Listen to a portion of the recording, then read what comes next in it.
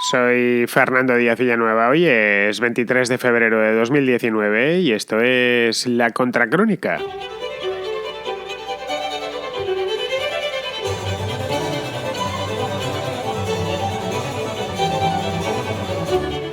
Bienvenidos un sábado más a La Contraportada, el programa de libros dentro de La Contracrónica que tanto os gusta escuchar a vosotros y si nos gustase pues no estaríais ahí y que tanto me gusta presentar a mí. Y si no me gustase pues no lo estaría haciendo, pero no, me encanta. Es uno de los espacios o de mis espacios favoritos, de los muchos que estoy haciendo, de las muchas contras y más ahora que ya se ha recuperado la regularidad de la contrahistoria. Por cierto, tenéis una calentita recién salida del horno que está desde ayer sobre el Imperio Carolingio, bueno, sobre los carolingios en general y Carlomagno. Lo digo por si no lo habíais escuchado, la tenéis tanto en iVoox como en el canal de La Contrahistoria, como en el canal mío de YouTube, es decir, en Díaz Villanueva. Bien, esto de La Contraportada no va de historia, aunque hoy vienen unos cuantos libros de historia, os advierto, que son, pues no os voy a engañar, son mis libros favoritos, porque, bueno, yo soy periodista, pero mi formación es de historia, y además es lo que más me gusta hacer, la historia, leerla, escribirla, etcétera. Visitarla, fotografiarla, desde que era bien niño la historia me ha apasionado. Junto con la música han sido las dos y la fotografía han sido las tres grandes pasiones de mi vida. Bueno, y están siendo, por supuesto, que espero que me duren mucho tiempo más. Bien, si queréis participar en este programa, os voy a dar el número de teléfono de WhatsApp para que podáis enviar vuestras críticas, que son siempre bienvenidas, tanto críticas buenas como críticas malas, es decir, recomendaciones, contrarrecomendaciones, para que no leamos el libro. Hoy, por cierto, llevamos una, así que si queréis escuchar a qué libro van, no yo, sino uno de los oyentes va a tirar a los leones, pues lo va a echar directamente para que los leones lo despedacen.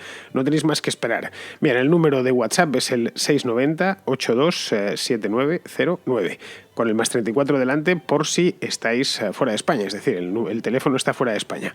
Con esto pasamos de cabeza ya a la contraportada.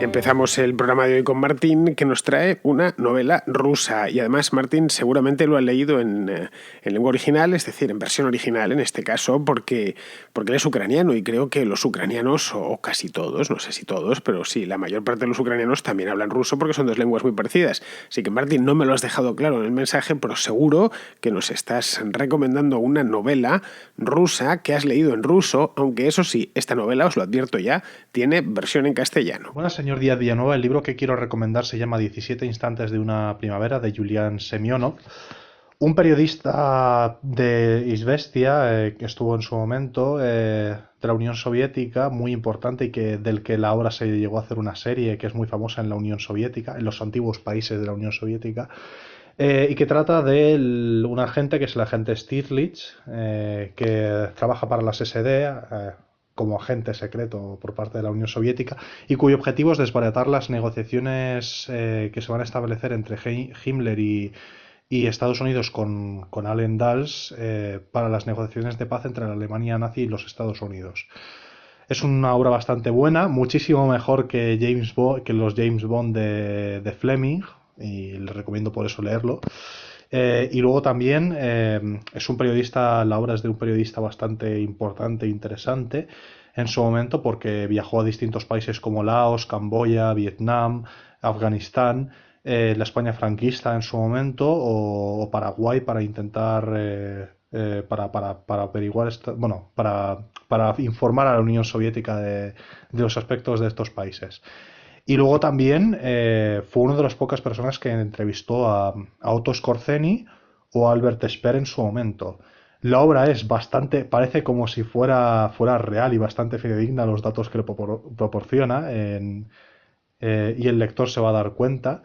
Y así que muchas gracias a los oyentes de La Contraportada y un saludo. Pues mira, Martín, no he leído este libro que nos comentas, pero sí conozco a Semyonov, a Yulian Semyonov, porque es un escritor muy famoso, la verdad, ruso, y además no por nada, no porque yo sea un gran aficionado a la literatura rusa, que no lo soy, pero sí conozco a este tipo, no más que a Semyonov, que Semyonov ya ha muerto muchos años, sino al protagonista de esta novela, que es Stirlitz, que es Otto von Stirlitz, que es algo así como bien has comentado, el James Bond ruso. Bien, esto tiene su origen, esto del James Bond ruso, es decir, Stirlitz no es exactamente igual, pero bueno, ahora os lo voy a explicar.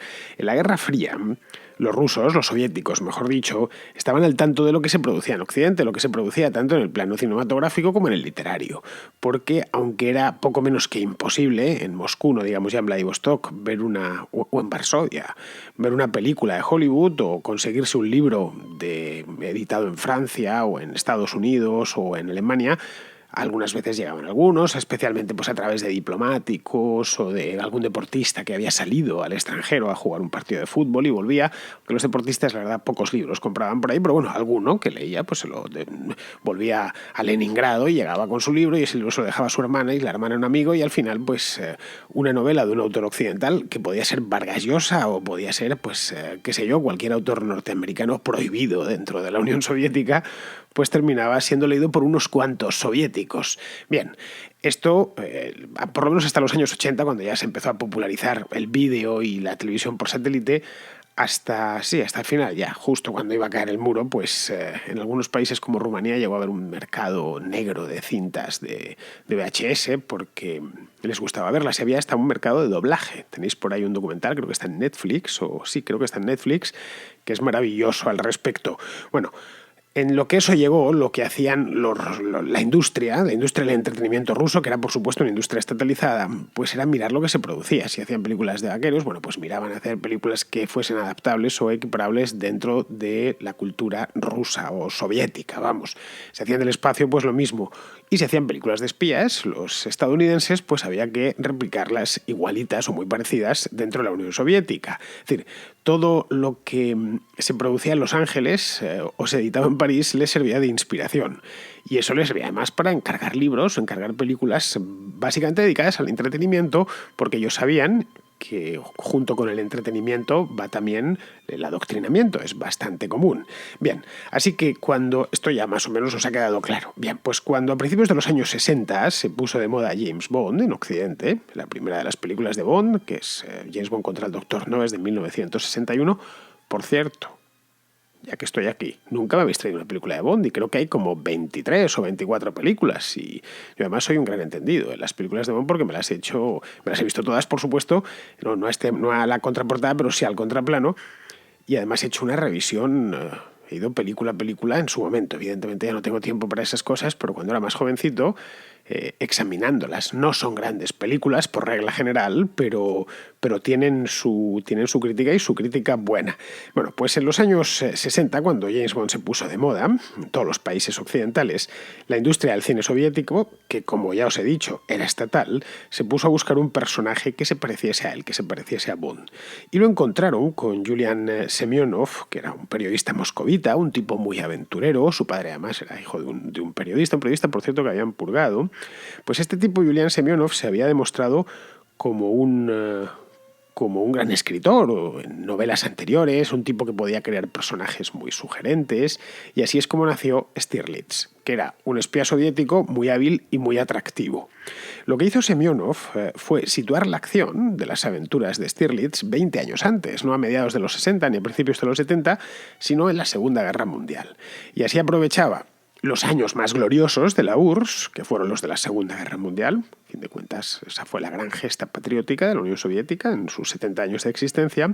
Y ya de paso, aparte de esto, se evitaba problemas con la política del momento. Es decir, así no tenía que pintar a, qué sé yo, pues a Brezhnev o a cualquiera de los políticos de la época, que podía ser una cosa bastante arriesgada. Le podían enviar a uno a un presidio en Siberia y tampoco entiendo que Semyonov tuviese voluntad. No era un tipo político, tampoco era especialmente comunista ni muy ideológico, pero vamos, que no tenía una adscripción política clara. No era un hombre de partido, ni muchísimo menos. Entonces, lo que hizo fue llevarse las aventuras al año 45 o 46. Claro, estas novelas, esto empezó como las películas de Bond, que empezaron con unas novelitas ligeras de Ian Fleming, un autor británico. Bueno, pues estas no tardaron en adaptarse al cine, o mejor dicho, a la televisión, porque Stirlitz, la novela que nos trae Martin, fue una serie de televisión que la daban en la tele soviética, con gran éxito, por cierto. Luego, otra de las diferencias con Bond, de Stirlitz, es que apenas hay acción en su contraparte rusa. Es decir, Stirlitz no es un espía más detectivesco. y menos de acción. No se pelea, no tiene aparatejos y coches fantásticos que disparan cohetes y cosas así. Un tipo mucho más tranquilo. Tampoco es un seductor. Ni se deja los dineros en el casino, ni ninguno de esos vicios feos capitalistas. Es decir, un héroe para la Unión Soviética de la época.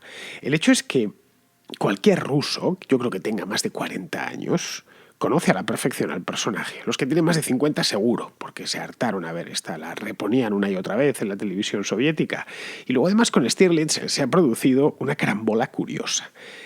Y es que Stirlitz era un espía muy íntegro, un tipo de una pieza, el ideal de militar ruso en los años 60-70. Un tipo que defendía más a la madre patria que al partido, ya era la época del desencanto, ya los rusos no estaban muy por la revolución, pero sí se sentían por encima de todos rusos, que es decir, un tipo que protegía a la madre Rusia en Alemania.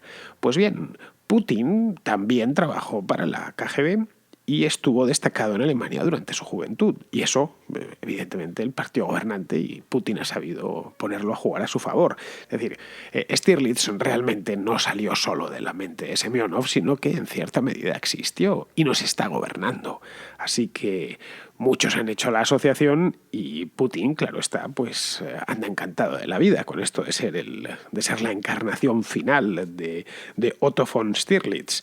Bien, el libro este que nos recomienda Martín, como os he dicho ya, está en español. Os dejo el enlace en mi página web por si por estas cosas de la vida pues os interesa. No vais a tener que leer el libro en ruso. Pues entiendo que muchos de vosotros, la mayor parte de vosotros, no hablaréis ruso, con excepción del propio Martín. Así que ahí está, diazvillanueva.com, vais a la entrada de la contraportada de hoy y ahí lo tenéis. Vamos ahora con otro libro, vamos con otro oyente, vamos con Sergio de Barcelona, que nos trae un libro maravilloso. De hecho, lo digo ya, es el libro de la semana. Me gustaría recomendar un libro para la contraportada. Se trata de Historia de Venecia, escrito por John Julius Norwich y editado por Ático de Libros. Antes de empezar con la reseña, comentar que es un libro extenso, tiene más de 800 páginas, pero a pesar de esto es un libro totalmente ameno, no se hace tedioso en absoluto y nos transporta por toda la historia de Venecia, desde su formación por allá en los años 400 después de Cristo hasta la desaparición de la República, del Estado como tal, en el año 1797 a manos de Napoleón. El libro, como digo, abarca un periodo amplio de la historia, pero en ningún momento se nos hace tedioso, aburrido, largo, en absoluto. Es un relato magnífico, está explicado de una forma amena, entra en el detalle justo y, bueno, quizás sí que se extiende más en unas épocas que en otras, pero porque así las circunstancias lo requieren, o así lo entiendo yo. Y sin duda es un libro muy, muy recomendable, porque además de hablarnos de la historia de la República, de la Serenísima República de Venecia, tangencialmente nos aborda temas del resto de Europa, de los imperios bizantino y Imperio de Occidente, de España, Francia, bueno, de toda Europa. Es decir, que es un libro con el cual podemos disfrutar y tener un periodo bastante largo de disfrute.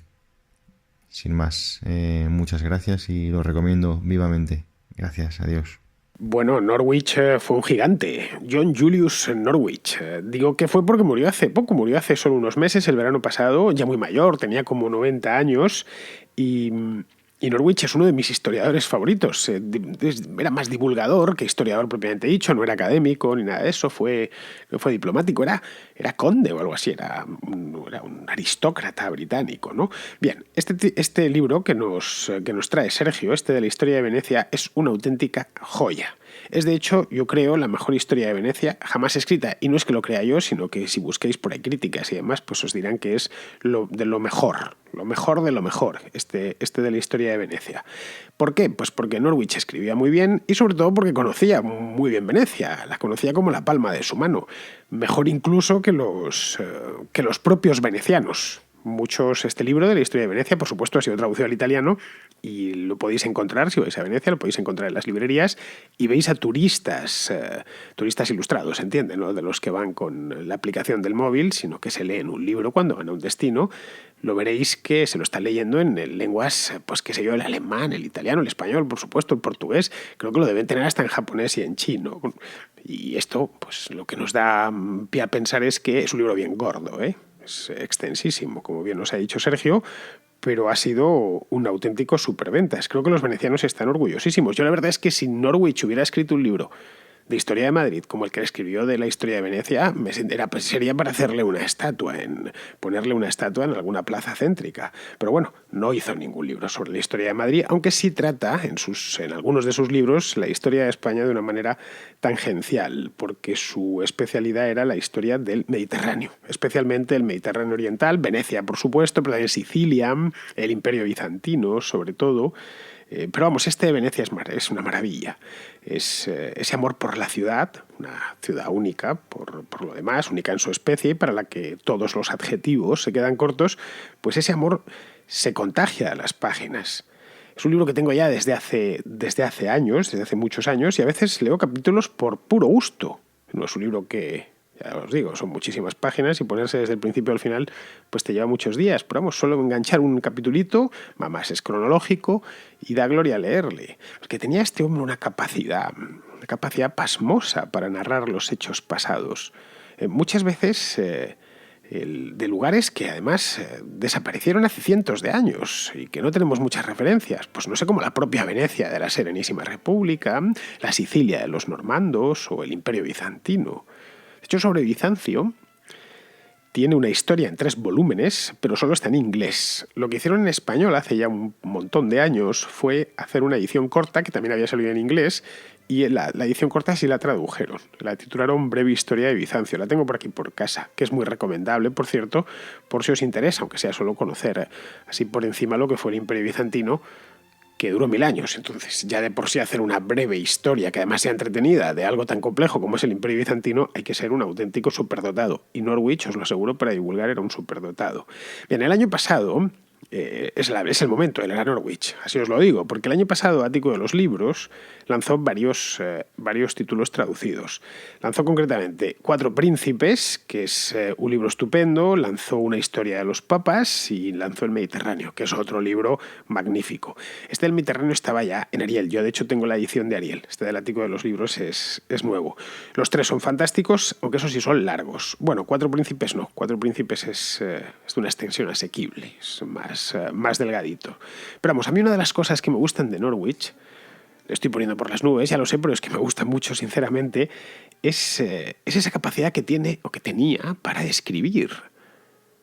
Me encantan los escritores que saben describir. Porque como decía Josep Pla, es que describirlo es todo, especialmente cuando estás contando historia, cuando estás narrando historia.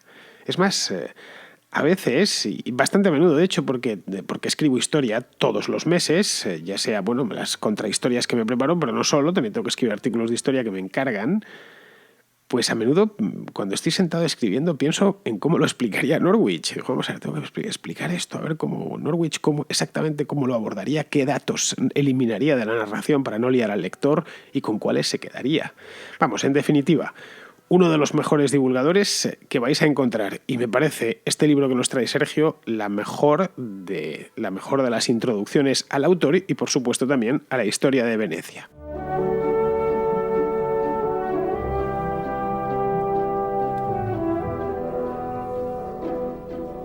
Vamos ahora con Fernando, un tocayo y patrono de la Contracrónica, por cierto. Esto me lo ha recordado y lo remarco porque gracias a gente como Fernando es por lo que este programa, la contrarréplica, la contracrónica y la contrahistoria y todos estos existen. Sin ellos la verdad es que sería imposible porque no le podría dedicar todo el día como le dedico ahora mismo, prácticamente todo el día a esta radio, a estos programas de radio. Pues bien, gracias a gente como Fernando, esto existe y Fernando nos trae además un par de libros sobre la guerra civil. Hoy quería recomendar 2 libros de la guerra civil, que de lo que he leído a nivel divulgativo son los que más me han gustado y una visión más panorámica me han dado de la guerra civil española. El primero de ellos es de Juan Eslava Galán y se titula Una historia de la guerra civil que no va a gustar a nadie. Es como el otro, te engloba más o menos causas de la guerra civil, transcurso, represión en la contienda, ligeramente batallas que hubo, la importancia de ellas, el avance nacionalista durante la guerra civil y bueno, se lee bastante fácil, se leen los dos bastante fácil, pero este aún más lo novela un poco y bueno, se para más en algunas historias concretas para hacer más llevadero el libro. O sea, va buscando puntos de conexión con el lector para, bueno, pues para hacer reconocibles algunos personajes ya de por sí famosos, historias que puedan ser pues más entretenidas, más llevaderas.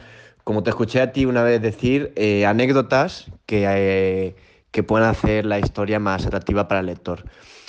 Y el otro libro también narra causas, desarrollo, eh, influencia del extranjero en la guerra civil, posterior represión, represión durante la guerra civil. También te narra los 5 años de la República. Se trata de Historia mínima de la Guerra Civil Española y es de Enrique Moradiellos. Este libro es también fácil de leer, quizás algo menos fluido, pero yo también lo he devorado en 4 o 5 días, al igual que el de Slava Galán, y te da una visión pues quizás más científica. También es muy divulgativo, pero bueno, yo creo que más científico o más académico. Eso, narra causa, desarrollo, no se para tanto en las historias concretas, pero te da cifras de todo sin llegar a caer en el tedio, en ir hasta el fondo de ellas, sino que cifras bastante llevaderas, datos. Y bueno, pues al contrario que el de Slava Galán, te añade un poco cómo las potencias extranjeras influyeron, eh, cómo participaron, motivos de por qué participaron más o menos. Y bueno, si bien los dos, si quieres saber de la guerra civil, son los que recomiendo para saber rápido y con una visión bastante general, el de Enrique Moradiellos te lo estructura todo de una manera que tras leerlo puedes decir más o menos que conoce la guerra civil. Además, ambos bastante imparciales. Quizás el de Slava Galán algo más parcial en el lado republicano, pero no caen en ese vicio tan común en el que caen los historiadores hoy en día de pintar la República y el ejército republicano como una utopía, como a un paraíso que hubo en España y condenar a los otros. Te hablan desde un punto de vista para mí imparcial y bueno, bastante claro. Y nada, espero que quien se anime pues les guste, porque hay mucho escrito sobre la guerra civil y a veces no es fácil acertar. Pues muy bien, Fernando. Vamos a ver, vayamos por partes. La primera es Slava Galán. Bien, Slava, sin sombra de dudas, es el mejor divulgador español con diferencia sobre el segundo. Me tendría que poner a pensar ahora cuál será el segundo, pero vamos, el primero sin duda, divulgador histórico estoy hablando, el primero sin duda es Juan Slava Galán. Es un tipo sobresaliente, con un sentido del humor fuera de lo común. Cualquiera que haya leído un librito, por pequeño que sea, habrá disfrutado como un enano. Tiene además una gran erudición. Slava nos viene a demostrar que se puede ser un completo erudito. Además sabe de todo el tío. Es maravilloso. Lo mismo te hace un libro sobre castillos por la provincia de Jaén, que un recorrido por el Guadalquivir, que te habla de templarios, que te escribe un libro sobre la Revolución Rusa, y de todo tiene una erudición gigantesca. Sus libros se venden como rosquillas, como es lógico. Bueno, y no es para menos que se vendan estos libros, a pesar de que trata temas, ya digo, temas algunas veces un poco raros, la Sábana Santa y cosas así, pero todos son fantásticos, son fabulosos. Vamos, yo soy el primero que los leo, con gran gusto, por cierto. Los lees muy rápido, además, porque él, de nuevo, sigue la filosofía de Norwich, sabe exactamente qué eliminar y con qué quedarse. Y luego es un gran narrador. Yo de Slava creo que lo he leído todo. No lo sé, a lo mejor me falta algún libro por ahí, pero vamos, más los llevo. Es un autor que vengo leyendo toda mi vida, desde que era un adolescente. Pero vamos, nunca he tenido la oportunidad de entrevistarle y ya me gustaría. porque además parece un tipo muy simpático. Luego quizá no lo es, pero vamos, en persona. Pero desde luego lo que parece desde fuera es que es un tipo la mar de agradable. Bien, este de la historia de la Guerra Civil, que no va a gustar a nadie, al final resultó que gustó a casi todos. Es un libro que he regalado en un par de ocasiones a amigos y me lo han agradecido. Porque que me han preguntado, obviamente, oye, ¿conocerás su libro? No sé absolutamente nada de la Guerra Civil, más que 4 cosas que me contaron en el colegio hace años y la verdad es que se me han olvidado ya. Y lo poco que se lee en el periódico y que se ve en la televisión, que viene ya sesgado o que viene a mala uva. Bien, recomiéndame un libro que me pueda leer deprisa y que tampoco me exija mucho, porque los libros de los historiadores académicos pues exigen bastante. Siempre les recomiendo esto y en alguna ocasión pues lo regalo. Este da una visión panorámica del conflicto para españoles de hoy, obviamente, para españoles ya del siglo XXI, que han quedado ya 3 o 4 generaciones de la Guerra Civil y españoles que no traen la verdad comprada de casa. Es decir, que parten, no voy a decir de cero, pero que no vienen ya diciendo este es el malo y estoy al 100% convencido de que estos fueron los malos y estos fueron los buenos. Es decir, gente que cuando no sabe algo lo admite y lo que quiere es aprenderlo. Sabéis que hay mucho indocumentado por ahí que te viene dando lecciones, sabe 3 cosas pues, de la guerra o de cualquier periodo histórico y dices, hijo de mi vida, lee un poco y después ya me vienes y discutimos y debatimos sobre este tema, pero es que me vienes sin documentación. Entonces es bueno que los que se pongan a discutir sobre un asunto histórico al menos se informen antes. Pero bueno, aparte de eso, el libro este pues pide que quieras iniciarte. Si sabes mucho de la Guerra Civil, pues todo lo que te va contando Eslava, por supuesto que lo sabes. Aún así da gusto leerlo, porque ya digo, escribe muy bien, va mucho a las anécdotas, ya digo, tiene mucho sentido del humor. Pero vamos, cualquiera que lea este libro, este de la historia de la Guerra Civil, que terminó gustando a casi todo el mundo, debería cambiarle el título, Eslava, por cierto, automáticamente empezará a hacerse preguntas y a buscar información por su cuenta. Yo creo que Eslava dio en el clavo, que es de lo que se trata, a fin de cuentas. Del mismo estilo de la Guerra Civil tiene otros que ha publicado a lo largo de los últimos años. Hizo uno sobre la Primera Guerra Mundial, otro sobre la Segunda Guerra Mundial, otro sobre la Revolución Rusa. Esto me da la impresión que son peticiones de las editoriales para vender, en este caso de Planeta, y las vende bien, claro. Lo que le mete es lo de contado para escépticos. Hizo hace muchos años una historia de España contada para escépticos y bueno, ya se ha quedado con la muletilla. Pero bien, todos estos libros están muy bien, así que si queréis traerlos, yo encantado de comentarlos. Bien, esa es la primera parte. La segunda es Moradiellos. En el de Moradiellos no lo he leído, este de la historia mínima, pero sí, claro, conozco al autor, por supuesto. Este Moradiellos es un catedrático de universidad de historia con cierta soltura para la divulgación, pero vamos, él es un historiador académico, a diferencia de Eslava. Pero vamos, a diferencia de Eslava, es un historiador académico y en cuanto a dotes de divulgador también está a años luz de Eslava. Es decir, si lo que buscáis es una experiencia grata en la lectura, os gustará más Eslava que Moradiellos. Pero bueno, no puedo opinar sobre este libro porque no lo he leído. De Moradiellos leí hace unos años ya. Leí la biografía de Negrín, de Juan Negrín, vamos, el que fue el último presidente del gobierno de la República, y la verdad es que me gustó. Tenía muchas preguntas sobre Negrín, pero no había biografías, apenas había material biográfico por ahí, así que cuando salió la compré y la verdad es que me informó muchísimo. Negrín es uno de los personajes más enigmáticos de la Guerra Civil, un tipo francamente inclasificable y además con agenda propia. Una agenda que luego no pudo llevar a término porque cuando llega a la presidencia del gobierno, que es ya en el año 37, bien entrado el año 37, pues la guerra ya está perdida para aquel entonces. Pero bueno, hasta ese momento, esto es lo que se ve en el libro de Moradiellos, es un tío que supo pasar desapercibido como un socialista moderado, hasta una vez ya empezada la contienda y cuando le llega la oportunidad, pues trata de sobrevivir, pero es demasiado tarde. Moradiellos le estudia muy a fondo, un tipo, Negrín quiero decir, estudia Negrín, era un tipo muy listo, sin escrúpulos y obsesionado con conservar el poder. Y al final, pues claro, terminó siendo aborrecido por todos, los propios y los contrarios. Los propios le terminaron dando un golpe de estado en marzo del 39, el de Casado. El Largo Caballero, de hecho, no le podía ni ver, pero es que Besteiro, que estaba en el ala opuesta a Caballero, tampoco le podía ni ver. Bueno, lo dicho, os dejo ahí estos 2 libros sobre la guerra que seguro, que os van a gustar a casi todos. Bien, pues vamos a ir terminando ya porque a lo tonto se me ha ido el programa. Terminamos con Carlos, un oyente de Alicante, que nos trae una contracrítica. Esta que os avisaba antes en la introducción, una recomendación inversa, ¿no? Que para que no leamos el libro. Ya él ha probado el veneno por nosotros, lo cual se lo agradecemos muchísimo. Que nos lo cuente él. Hola Fernando, soy Carlos desde Alicante y aunque te sigo desde hace tiempo, hasta ahora no me había decidido a participar. Por ser la primera vez, lo voy a hacer para la contraportada, con algo que sé que particularmente te gusta, y es una crítica a lo que muchos hemos considerado un mal libro.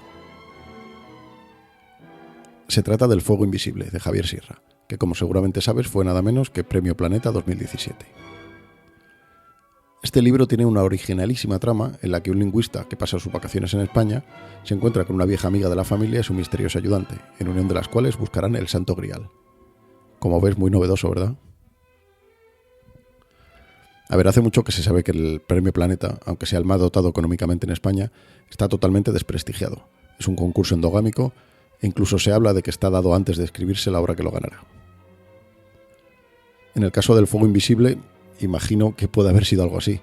No me extrañaría, ya que es un libro aburridísimo, lento, donde no pasa casi nunca nada y las pocas veces que pasa es tan inverosímil como absurdo. La trama no convence en ningún momento y los personajes son tan planos e increíbles como el resto de la obra. El argumento huele por todos sitios a un quiero ser Dan Brown pero no me sale. Tanto es así que incluso lo nombra al principio y uno de los aburridos personajes llega a decir que el Código da Vinci es una gran obra que no debe ser denostada ni tomada a la ligera, y la compara con las grandes obras de la literatura medieval. Bien documentado, eso no lo niego, pero mucha iglesia medieval, mucho manuscrito, mucha descripción pictórica y mucho grial, pero pedante hasta el hastío.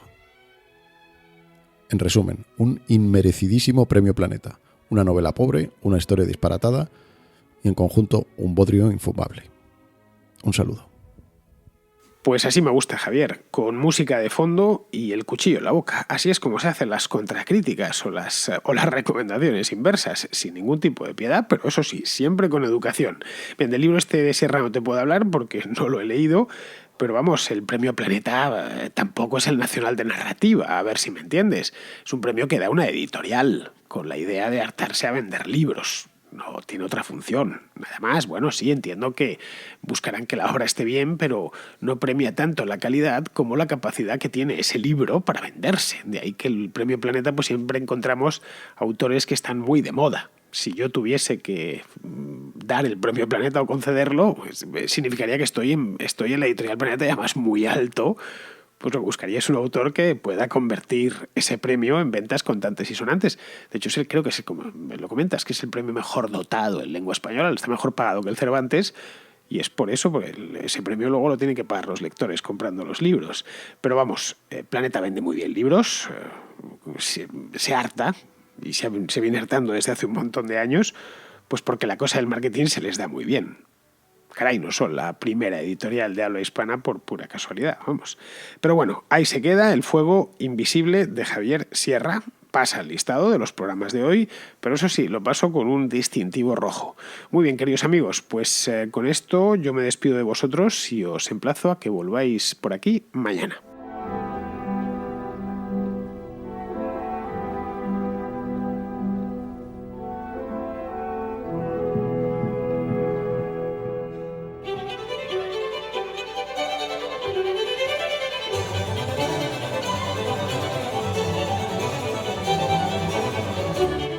La Contracrónica y la Contrahistoria son dos programas de radio independiente que existen gracias a sus oyentes. Si te gustan, puedes patrocinarlos. Lo puedes hacer de dos maneras, a través de patreon.com/Díaz Villanueva o instalando la aplicación de iVoox en tu teléfono y pulsando la tecla Apoyar. Solo por ser patrono podrás escuchar El Contrapunto, un programa musical distinto a todos los demás. Pero, sobre todo, hazte patrón para que la Contracrónica y la Contrahistoria se sigan emitiendo por los siglos de los siglos. Amén.